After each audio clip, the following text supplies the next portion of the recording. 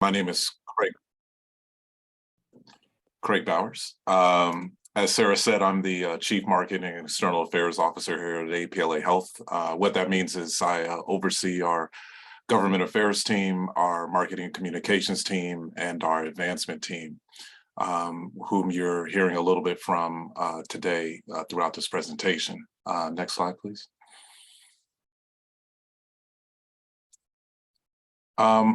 What is APLA Health? We are a 39-year-old organization. We began our origins as what's now known as an AIDS service organization in the face of a pandemic, which is the HIV and AIDS pandemic. And today, 39 years later, we're a very much evolved organization.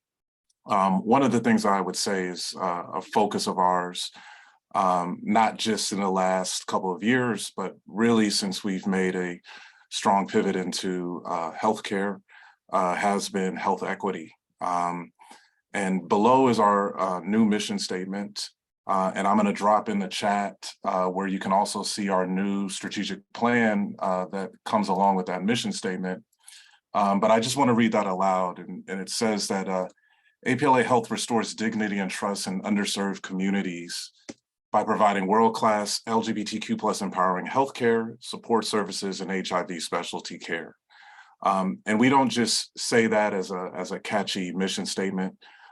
We've been in the healthcare space since 2014, and we now have 8 federal qualified health center locations throughout Los Angeles County. Next slide. I just wanted to give you a high-level idea of what our patients look like. We not only have what we call patients, which are patients in medical care, we also have clients. And so APLA Health firmly believes in not only the fundamental tenets of care, which is medical, behavioral, dental, things that people know to be healthcare, but we also play a significant role in what we call wraparound support services, or a fancy new term is social determinants of health. So these are instances in which we provide support services to help people stay in care. And in Los Angeles County, everyone knows the tremendous amount of housing insecurity. So APLA last year merged with the Alliance for Housing and Healing, making us LA County's largest provider of housing services for people living with HIV and AIDS. And we also run the Advanced North Necessities of Life Food Pantry Program, which is the nation's largest food pantry program serving people living with HIV and AIDS. We have over 16,000 patients and clients. Our demographics are strongly towards the LGBT community at 65%.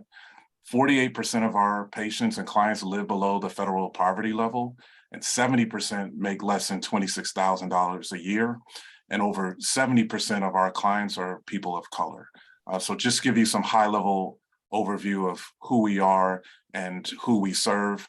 Our 2 newest facilities are located in South Los Angeles. So we are really in the business of taking care to where it's most urgently needed, not only in HIV and AIDS, but across these support services as well. Next slide, please.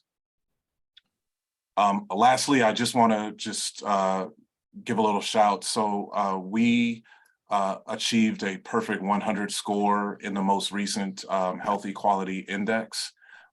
This is an evaluation from the Human Rights Campaign, in which they not only evaluate how we treat our patients, but also what we're doing in terms of staff and in the communities in which we serve. So we wouldn't be able to achieve this score if we weren't, fully invested in that mission statement that I had a couple slides before, and the outcomes of the people that we serve. So without further ado, I'm going to hand this over to Phil Curtis, our Director of Government Affairs, to talk about what we came here to discuss today, which are some of the things that are affecting the community, not only here locally, but at a nationwide level. Phil? Thanks, Craig, and thanks to everybody for being here, and thanks to Sarah and Ken Mincer at the Walk for inviting us. Next slide, please. So tonight we're going to talk about what seems to be a real surge in anti-LGBTQ legislation, as well as political activity. This is, on a lot of levels, a very scary story. And I hope we will make that clear. There's also some good news to report, and we will get to that. But first, let's talk about what's going on that really is kind of scary. And I'm going to start out with the Florida Don't Say Gay law.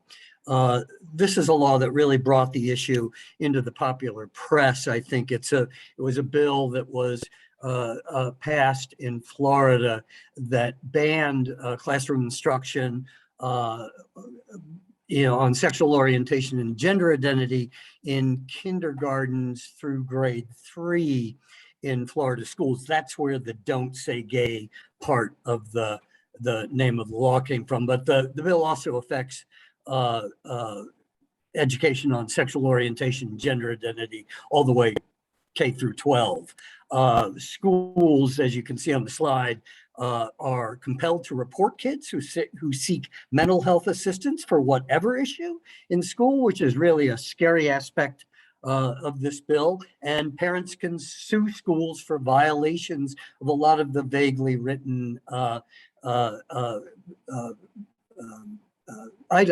articles in this legislation. There's been a lawsuit filed. This will be in the courts for a while, filed by a group of LGBTQ groups and several Florida families. But this is not the only Don't Say Gay law in the country. There are now, by some estimates, somewhere between 300 to 400 anti-LGBTQ plus bills moving through about 37 different states in the country. So we're going to get back to this. I'm going to hand this off to Katja Nelson, who is going to talk about Texas's anti-trans activity. Katja, please. Yeah, good afternoon or good evening, everyone. So I'll just touch on a couple of high-level pieces of one of the other big items that was in the news within the last couple months. So earlier this year, the governor of Texas issued a directive that essentially makes it against the law for providers to offer gender-affirming care for transgender youth. So that means two things for people under 18. It blocks access to important pieces of gender-affirming care like hormone therapy and puberty blockers, and it makes it so that parents and providers who are involved in that young person seeking gender-affirming care is subject to investigation for child abuse. And so one of the things, that's been really awful about this is, we've seen the directive lead to what we call a chilling effect among healthcare providers who fear losing their license to practice. And it's narrowed already limited access to quality care for transgender youth who now must travel out of state for care or, for example, look on unregulated black markets for the medications that they need. And we see, right now this is a directive in Texas. So there isn't necessarily force of law, but the threat sure still is strong enough. And unfortunately, at least 14 other states are looking to do the same thing. Next slide. So, and in addition to the specific type of legislation, we're seeing other things that are targeting transgender individuals, like limiting ability to play sports, using bathrooms that correspond to one's gender identity, and receiving gender-affirming care, like I mentioned. And we're also seeing bills that would do things like restricting discussion of LGBTQ plus identity in school curriculums. Bills that permit religious exemptions that would discriminate against LGBTQ plus individuals. So we've got a link up on the slide, and I'm going to put it in the chat after this, but there's a really great website on Freedom for All Americans. They have a legislative tracker that's got an interactive map. So it'll show you both pro and anti-LGBTQ plus legislation that's currently working its way through the various state legislative processes. And so, Phil mentioned earlier that there are between 300 and 400 pieces of legislation. So this is where you can take a look and see what's going on across the different states. So I will pause there. I'm going to pause a couple times for questions throughout, because I know there's a lot of stuff to go through. So.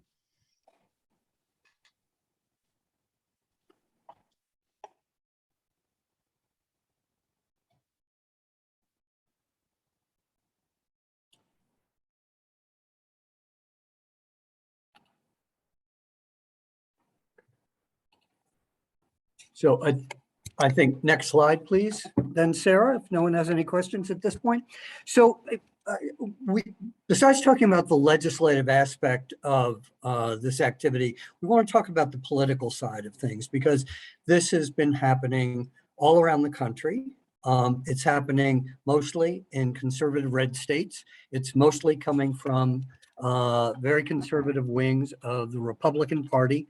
And it's very clear that the party feels that it has a wedge issue that it can take into the midterm elections coming up this November, and then 2 years down the line into the presidential election.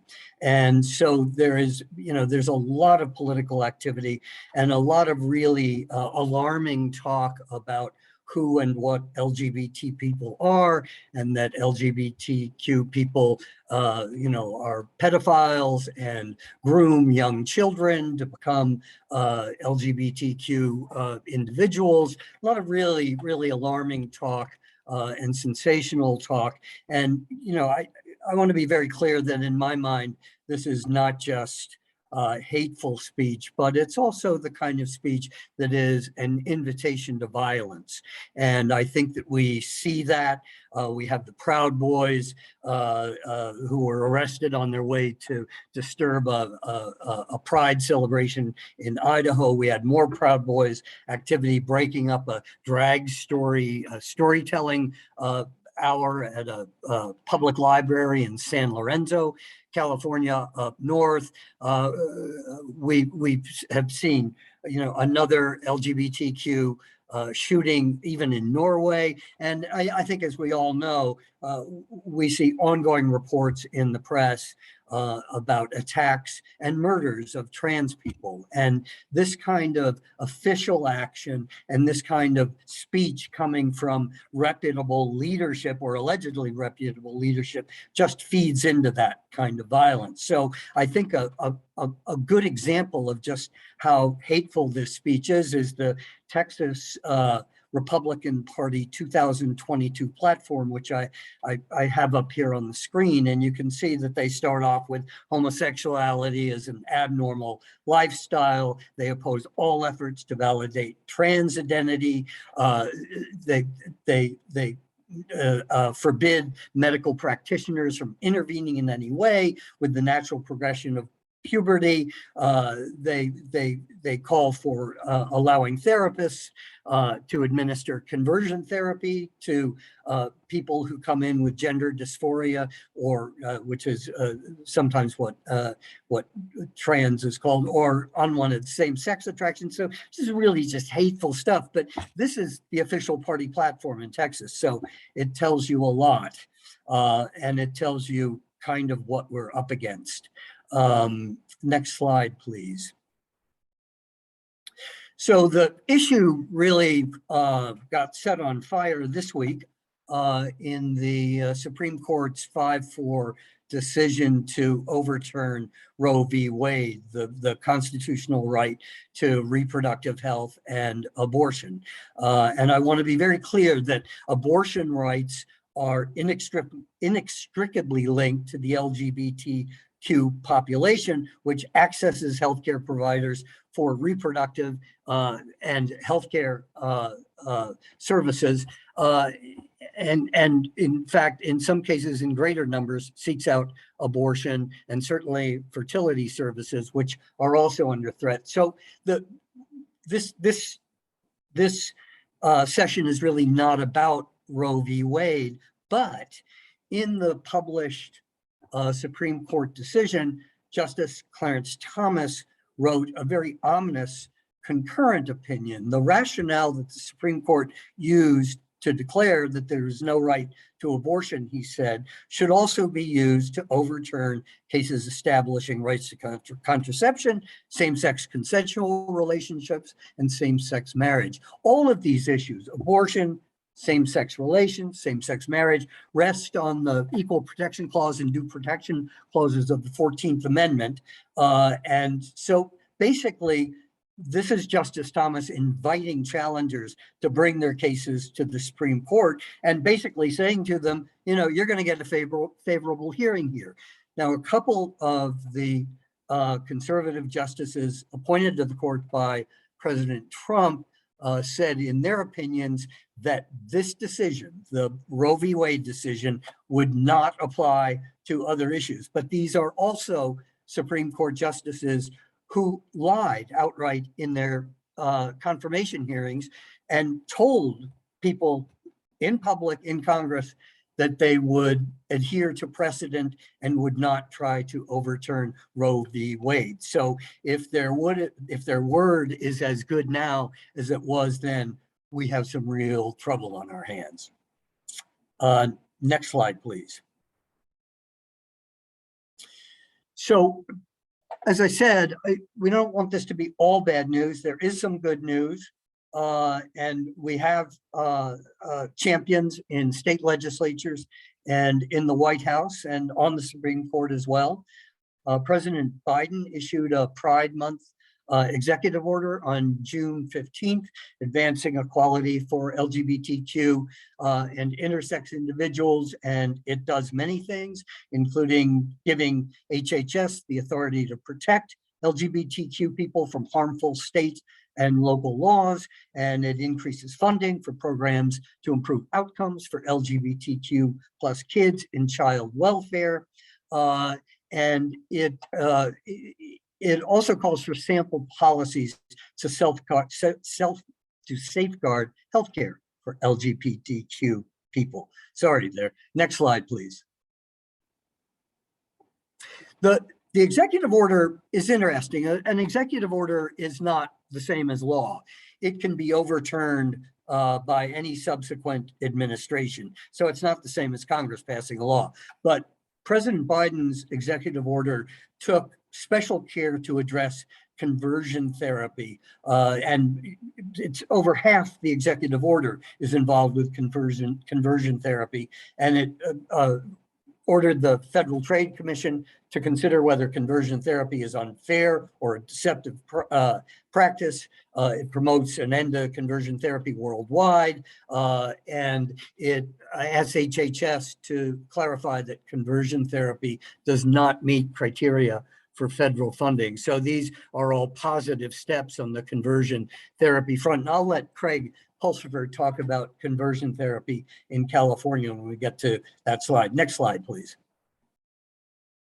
So another activity in light of the Roe v. Wade decision, Biden instructed the Justice Department to fight any effort to restrict women's rights to interstate travel. If you were paying attention to Roe v. Wade, you know that in his lead opinion, Justice Alito said that abortion is not mentioned in the Constitution. Well, women are not mentioned in the Constitution, and travel is not mentioned in the Constitution. So if we got to live by just what's in the Constitution, we're in real trouble. So that's why this was one of the first things that Biden did. He also directed HHS to protect access to abortion pills and contraception, because this is involved in the same 14th Amendment equal protection due process clauses. He also, and this has to do with Pride Month, instructed the Department of Education to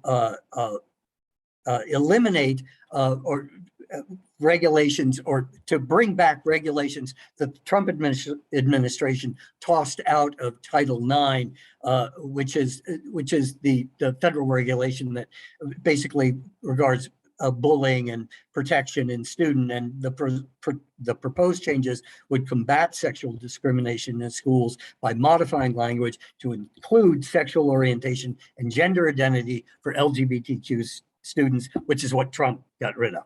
So next slide, please. So this is dense stuff, and just wondering if anyone has any questions.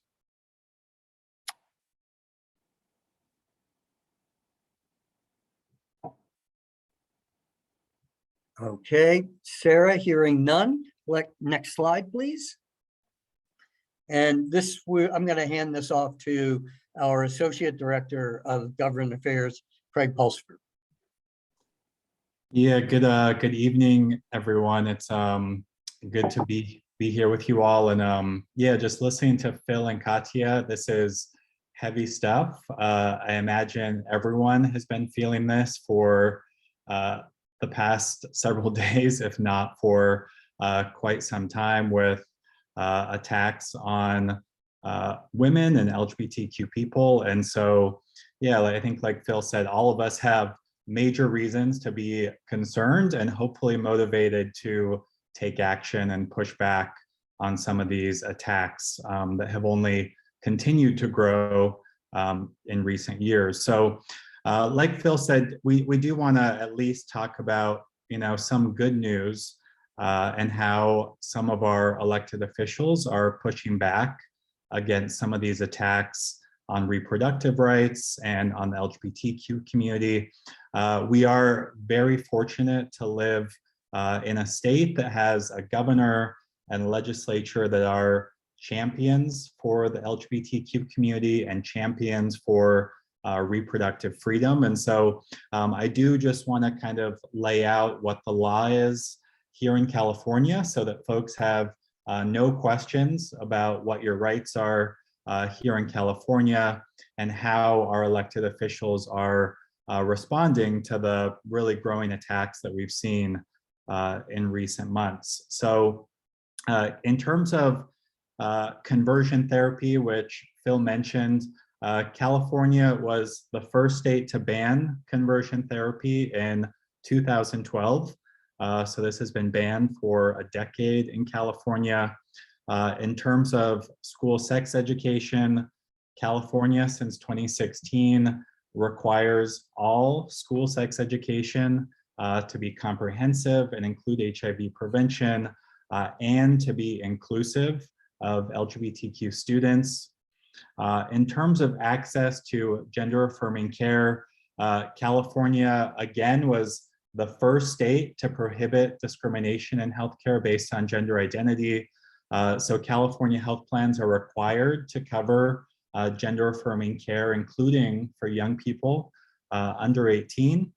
And then since 2013, California has permitted trans students to fully participate in sex and gender segregated school activities, including sports, in accordance with their gender identity. So California has very strong protections on the books. And in addition to this, California is doing everything it can to be a safe haven for people in other states that are currently under attack. So there's actually a bill currently moving through the legislature. It's Senate Bill 107 by Senator Scott Wiener from San Francisco.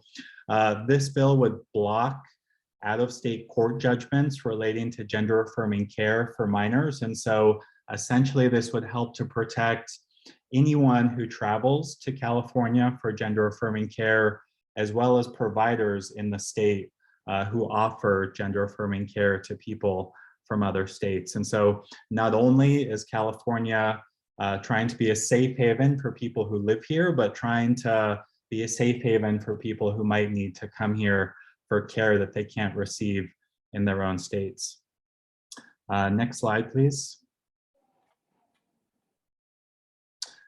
Like I said, we do have a governor who has been a champion for the LGBTQ community.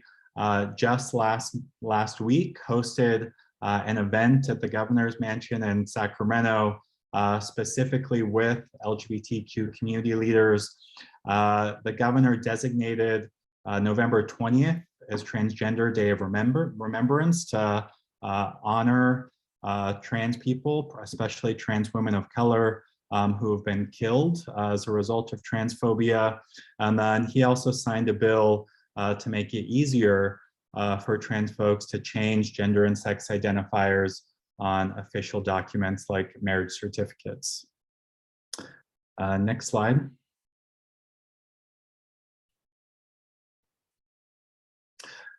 So like Phil said, the presentation has really been focused on anti-LGBTQ and anti-trans legislation, but abortion is top of mind for many of us, and abortion and reproductive rights are LGBTQ issues as well. And so want to talk a little bit about what the response here has been in California. I think it's safe to say that California has been one of the nationwide leaders, if not the nationwide leader on protecting reproductive rights. Last fall, before the Supreme Court ruling came out, Governor Newsom convened the Future of Abortion Council. And so this was a group of reproductive rights organizations who came together to figure out how to make California essentially a sanctuary state for abortion and reproductive rights. And so there's currently a package of 15 bills that are moving through the California legislature aimed at protecting reproductive rights. At least 2 of those have been signed into law already. One of these, AB 1666, would protect patients and providers from any kind of civil liability for either providing or receiving abortion care in the state. So again, trying to make California a safe haven for reproductive health care and abortion. And another bill, Senate Bill 245, eliminated out-of-pocket costs like copays and deductibles for abortion services. There has also been, since the Supreme Court ruling, there has been a flurry of activity in Sacramento. Just last week, Governor Newsom and the governors of Oregon and Washington launched a multi-state commitment to defend access to reproductive health care. So again, essentially trying to establish a West Coast abortion firewall, if you will, so that folks from other states can travel here to access reproductive services. Just Sunday, the governor and legislature announced a state budget agreement that includes over $200 million in funding for reproductive healthcare services. I think one of the most significant pieces in that agreement was there's actually funding to subsidize the cost of providing abortions to low-income and uninsured patients, including those who travel here from out of state. And then folks may have seen just yesterday, the legislature passed, it's called SCA 10.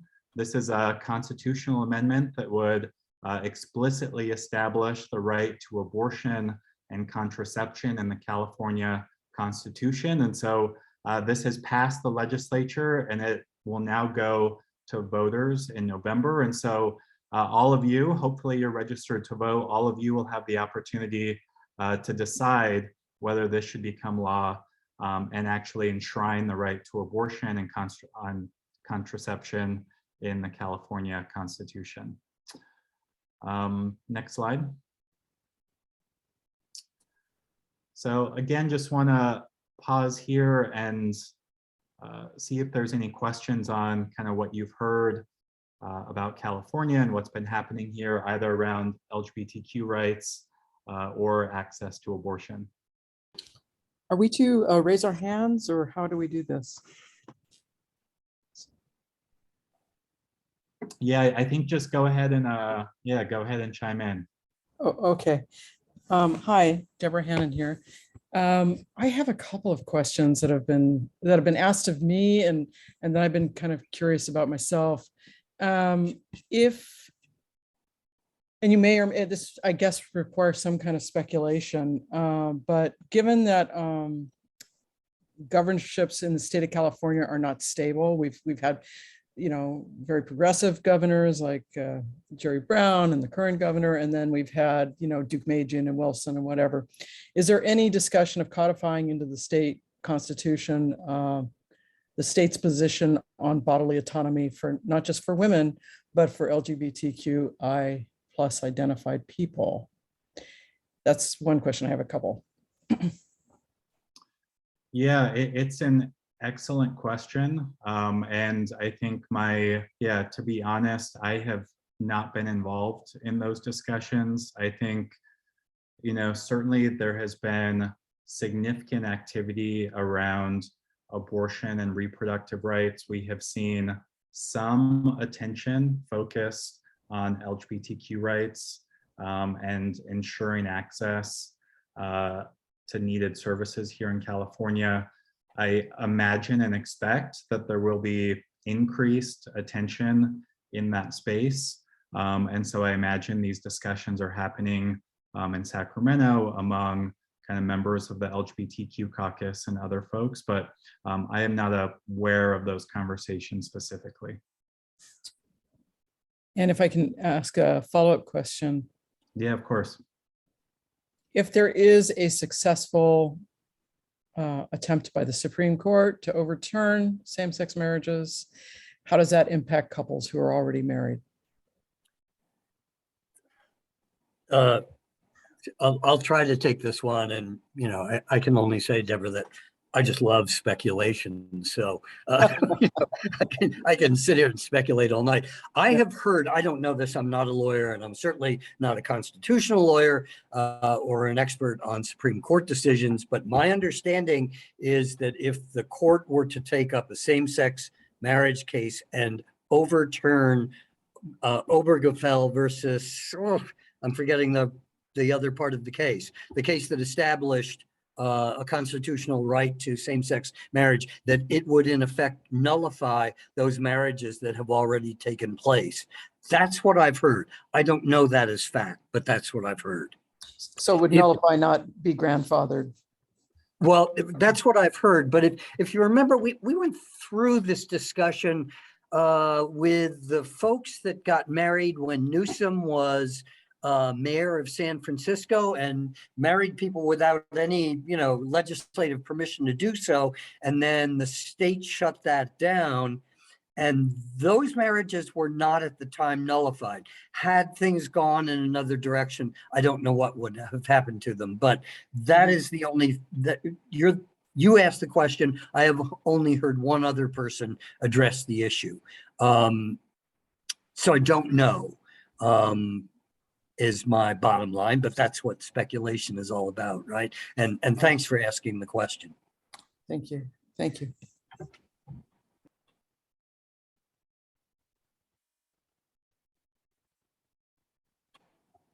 Well, then I have one more. Who should we be supporting and targeting at this point then, to make sure that we get answers to these questions, not after the shoe drops, but before the shoe drops? Yeah, I hear you. Well, there are lots of ways to take action as an individual. Some of those are easy, some are hard, some are effective, some are not.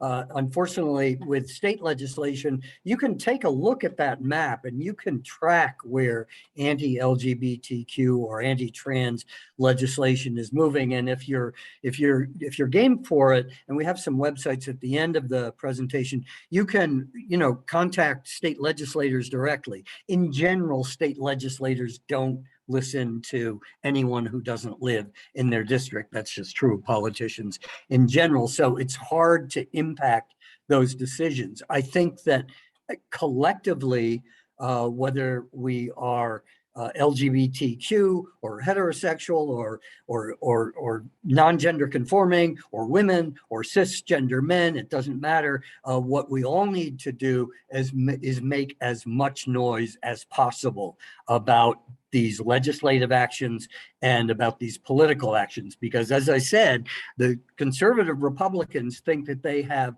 a winning wedge issue here. And no doubt they will win with some people. The whole question of what you teach in school is like the fourth rail of politics. You know, nothing gets parents up in arms faster than telling them what they can and what they will, what their kids will and will not be taught in school. But what we need to do collectively, I think, is make as much noise as possible and vote so that Republicans get the clear message, and so the Supreme Court gets the clear message that this is not okay, that this kind of activity, this kind of speech is toxic, it's hateful, and it's extremely dangerous.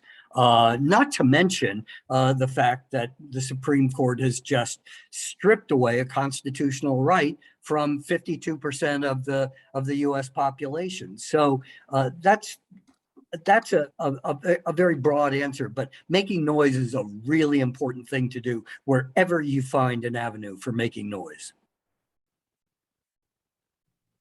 Team, we have one question in the chat. I understand that 52% of transgender and non-binary youths have contemplated killing themselves in 2020. What are some agencies doing to address this trend? I can touch on this just briefly, and I'll put a couple links in the chat. In terms of addressing the trend, I can't speak so much to that, but I know at least when things started happening in Texas, some of our other advocacy partners were directing folks to both the Trevor Project and Trans Lifeline. So I can put links to both of those organizations in the chat if you'd like to learn a little bit more directly from them about how they're helping young people.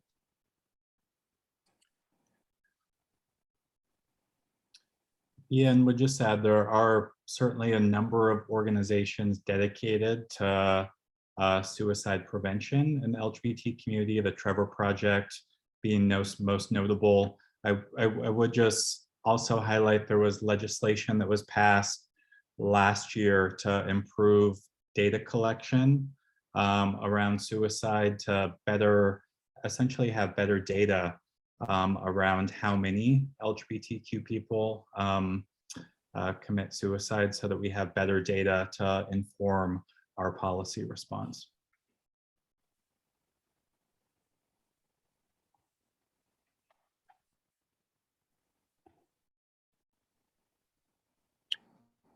Any other questions? Well, we're going to hand the presentation back to Craig and Sarah, but on behalf of myself and my colleagues in government affairs, I want to thank you for being here tonight, for your interest in this topic, and for taking the time this late in the evening to listen to us. And please reach out and contact us if you have any additional questions, or if you're looking for any additional information about these topics. So thanks very much.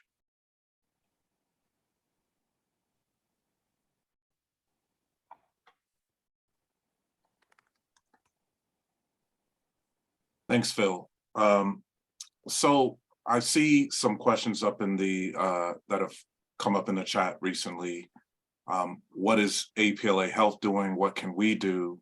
And so I just wanted to talk about our annual event, which is AIDS Walk. And this organization was founded in 1983. The first AIDS Walk to take place in 1985. We were the world's first AIDS Walk, took place here in Los Angeles.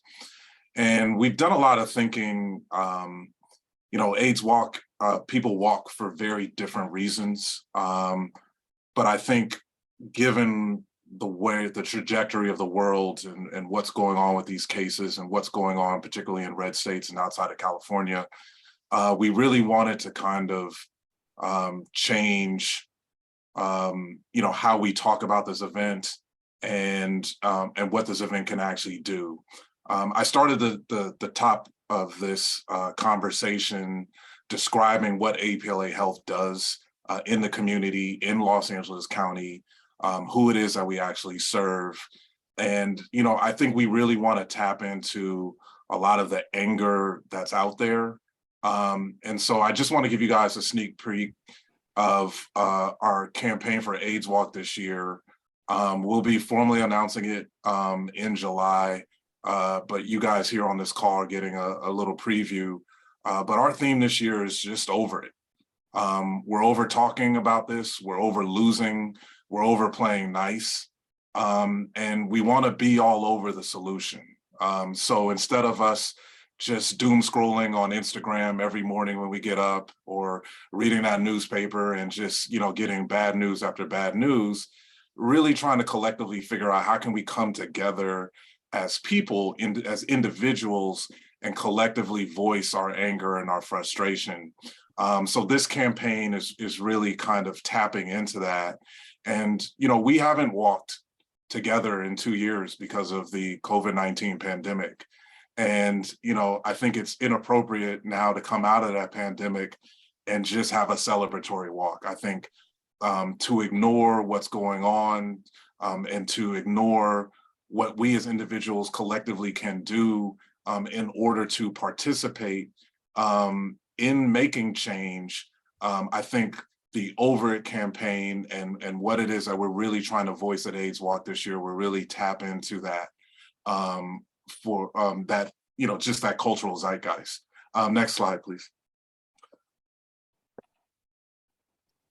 Just to build on that a little bit more, I mean, why we continue to walk. I mean, this walk has been going now on for, 37 years. And HIV and AIDS has changed dramatically since it's the inception of the AIDS pandemic to a disease that is medically manageable. But just because it's medically manageable, it's really highlighted the disparate amounts of care that are available to people out there. It's just some real sobering statistics. 1 in 4 gay Black men will eventually become HIV positive in their lifetime. 1 in 7 Latino gay men will become HIV positive in their lifetime, whereas the numbers for cisgender white men are not even close. We're in the 1s and 20s at this point in the epidemic. So really, again, leaning into where APLA is at this current time, we're really out there trying to be at the frontier of where we have outsized incidents of HIV prevalence in the community, and really allocating our resources towards targeting those individuals, those harder to reach groups. Transgender numbers are similarly not terrific, and we have very specific programs to address those things, and that's really where APLA Health is putting in its focus. So when we talk about, well, why would I support an AIDS walk? It's really about supporting the communities in which we're really out there on the front lines of trying to get those numbers reversed, trying to get, pour efforts into resources of the people that are the poorest members of our community in areas that have the least amount of great care options. APLA Health, that's where we're building. That's where we are, putting forth our biggest efforts. And that is where we need the money for things like AIDS Walk to go immediately into these communities and really say, the virus has changed, but we still recognize that there's a lot of work that's left to be done. And AIDS Walk really gives us great general funds to be able to work on that. Sarah just put her email in the chat, but also I would ask everyone to take a look at AIDSWalkLA.org. Pretty soon we will be launching our campaign for the fall, but you can register today. You can activate yourself, you can activate your friends, you can activate your coworkers, and really just figure out what's the statement that we want to make. What are you over, and what are we going to do about it? So I just want to put that little plug in there and, give an opportunity to allow people to ask questions about AIDS Walk or anything about APLA Health and what it is that we're doing in this. You just heard from Phil, Craig, and Katya. those are the members of our government affairs team that are working day in and day out on a lot of these issues and issues that we haven't even discussed today. So we're at the front lines of the monkeypox epidemic that's happening here, not only in the Southland, but in the United States in general.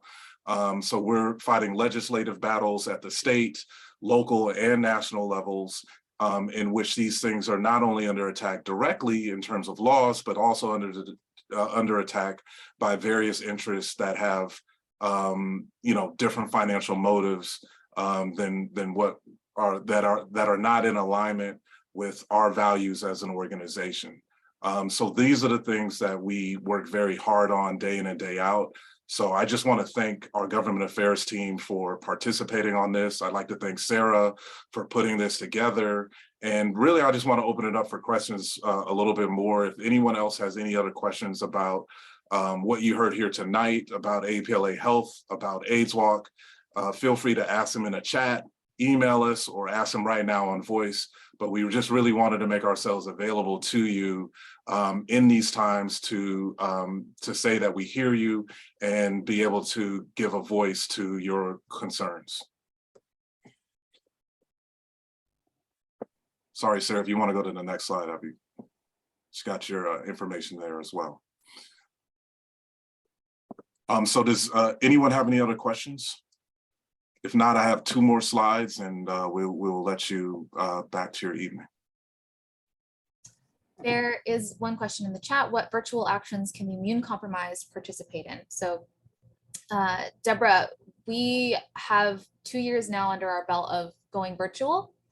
So at least for us, AIDS Walk, you can still participate, I would argue, by registering and keeping the conversation going in online spaces. And if you want to chat a little bit more about bringing AIDS Walk to your specific online spaces, please email me and I would be happy to kind of help you cultivate that. Phil, Katja, Craig, would you have any other responses? Yeah, I mean, I would just add, I mean, in terms of, engaging with elected officials, obviously voting can be done by anyone, but in terms of engaging with elected officials, there are always ways to do that virtually. So can drop a few links into the chat, but there are a number of different organizations focused on different issues. APLA leads a coalition focused on HIV, STDs, and other issues. Equality California is a statewide leader on LGBTQ issues.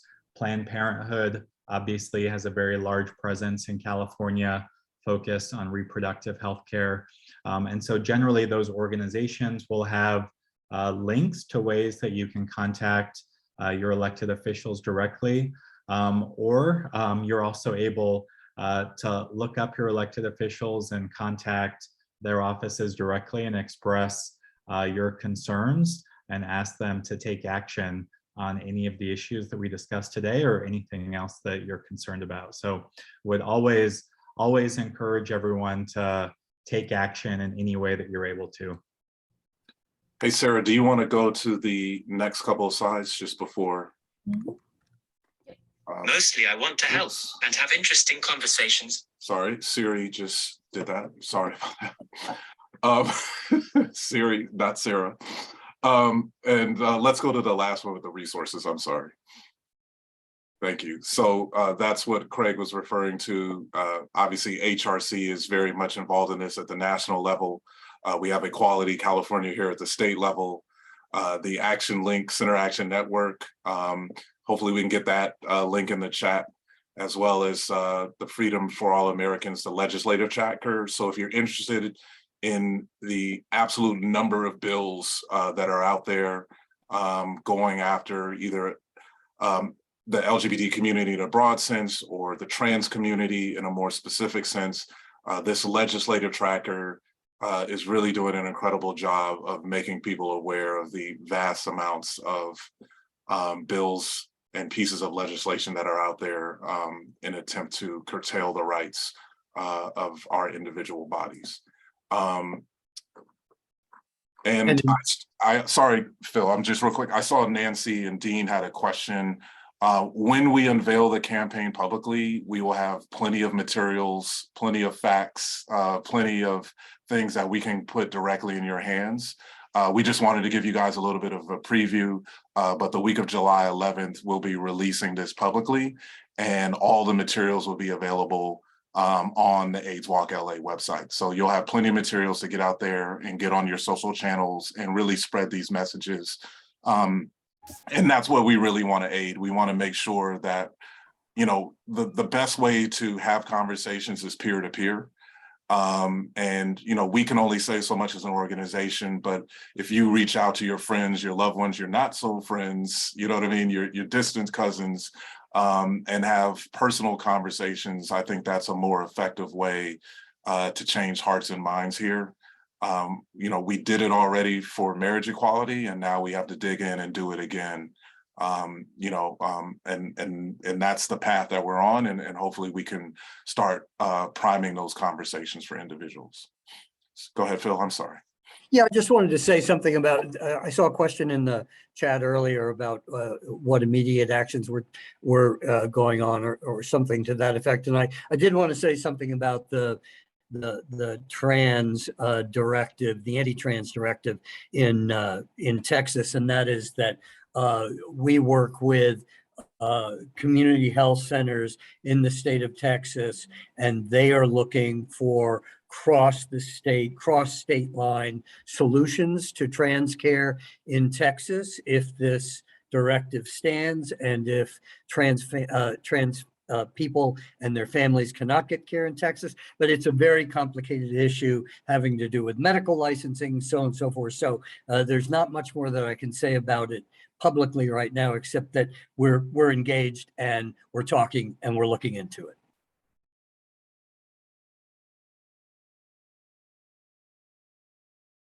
Deborah, it looks like you have a question. Yeah, again, this is just, I've been an activist for a long time, and I'm just kind of curious about, has anybody contemplated the idea of charging some of these legislators who are trying to codify anti-trans, anti-LGBT legislation, to charge them with hate crime? It's a curious question, I know, but it seems like at least it would be drawing attention to what it is. I haven't got a yes or no answer because I don't know, but it's a really good question. And what I don't know is in the case of, well, first of all, legislators usually enjoy an extraordinary level of immunity, especially around speech. And I don't know if they could be charged with hate speech. And I don't know about crimes that would, you know, that would depend on the legislation that they're trying to advance and what its consequences would be. But it's a really interesting question. Thanks for asking it, and maybe we should try. That's what I'm thinking. Yeah, and Phil, just thinking back at the executive order that Biden issued on June 15th, I can't remember what pieces of that relate to the Department of Justice. I don't think there was anything that speaks directly to this, but it might be helpful to, just to your question, I can't remember who asked it, but it might be interesting to take a look at that executive order and see which of those pieces relate to the Department of Justice and what they've been charged to do in this space as well. You can find that executive order, well, by Googling it, but at whitehouse.gov, it's posted there, and it's extensive. It's, you know, it's several pages long. So, and an interesting read. Thank you. Thank you. Thank you, everybody. If you have any other remaining questions, please feel free to ask them. This session was recorded, and so we will be sending this out at a later date. So if you joined late, not to worry, you can still access all of this information. You can also contact any of us at any time, and our doors are always open. Thank you, everybody. I hope you have a great rest of your evening, and we will talk to you all soon. Thanks, everybody. Thank you. Thank you.